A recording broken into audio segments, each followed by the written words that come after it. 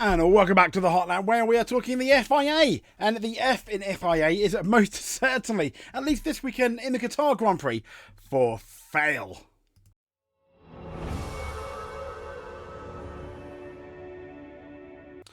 And all it took for the FIA to fail was a wing mirror and a really bad decision not to bring out that safety car. I mean, even here, this guy said this all stems from an awful decision to do nothing. What a complete and utter shambles. In motorsport.com, the FIA has got an article saying the FIA explains the Qatar mirror drama response and that Norris penalty. So they've offered an explanation as to why it did not seek to remove Alex Albon's mirror from the track midway through the Qatar Grand Prix. This is going to be a good one because I've not read it yet. So you're going to get a live reaction here. So the F1 race was set. It was turned on its head on lap 30 when, as if you were watching, you probably know, Alex Albon's mirror went and popped off into the middle of the track. It ended up in the middle, double wave yellows, much to the demise of Lando Norris. That did prove critical later. Now, despite the obvious risk of a car hitting the mirror later on in the race, no safety car. No safety car. No virtual safety car. As I understand, they have to have a safety car if someone is going to be on the track. But, makes sense, doesn't it? But no safety car. 4 laps after, a certain Valtteri Bottas struck the mirror, ending it in absolute bits. Carlos Sainz and Lewis Hamilton coincidentally suffering punctures, potentially from the debris, because it happened very shortly after. Now, the handling of the events by the new F1 race director, Mr. Marquez, has become a big talking point. And on Monday, the FIA responded with an explanation about why it elected to do things the way it did. Now, will it get interesting? Probably. So, in an explanation, in their statement, it said normal practice is for the safety car not to be deployed if there is a small amount of debris on the racing line. Okay. The extensive debris after a car hit the mirror and the punctures that occurred shortly after forced the decision. A VSC should not have been a solution. The cars remained spread out. There was not sufficient time for a marshal to clear the debris. So that's why you have a safety car. The governing body did concede, however, that the events of Qatar would be looked at in more detail and that discussions would take place with teams to see if things can improve. So the FIA constantly reviews its methods and processes and will analyse further the specific scenario and discuss it with the teams in order... I mean, look, just say sorry. Just say you got it wrong. Sorry, teams. Sorry, Hamilton. Sorry, Carlos Sainz. We at the FIA got it wrong. We are sorry. We are sorry for the slight ineptitudeness. That's even a word.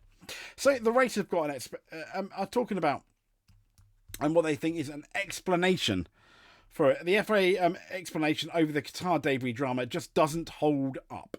So the justification for race control for the controversial decision to leave debris on the track in Formula One's Qatar Grand Prix effectively comes down to hoping the drivers would avoid it.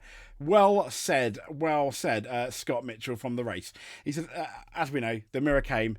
He said it himself, it was always a risk of being struck. And if that was the case, the nature of the debris meant it was extremely likely to turn into a bigger problem, which exactly it did. There was no management of the debris beyond the teams informed of its location. Completely agree. Bottas hit the mirror after moving offline while being lapped. Very shortly, Hamilton, as we know, they got they were penalised at the very least because of the lack of safety car. The FIA intended to send an explanation of the sequence of events of Sunday evening. This was then delayed until Monday. Why? Because they had to come up with a story in justifying the initial decision not to neutralise the race to deal with the mirror. It said that normal practice is for the safety car not to be deployed if there's a smaller amount of debris and off the racing line.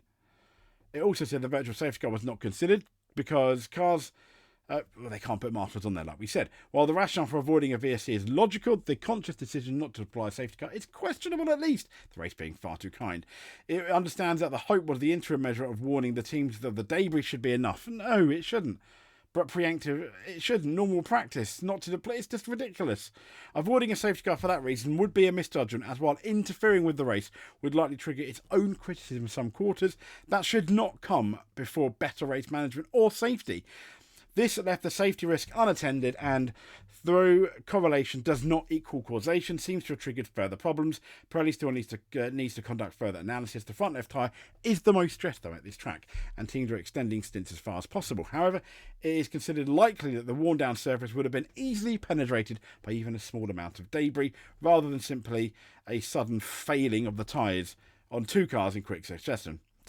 It says the race director is only his second F1 event in charge, and despite claims from the FIA pre-race weekend about how much simpler the job has been made by various areas of support, it is a complex task.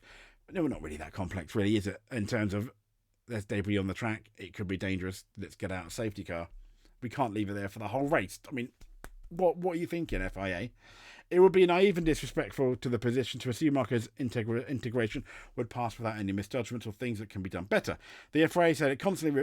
no, the FIA didn't apologise. Screw you, FIA. Arrogance. Pure arrogance. Sorry, we got it wrong. We will do better. But no, it constantly reviews and... No, it begins with an S, FIA. Sorry.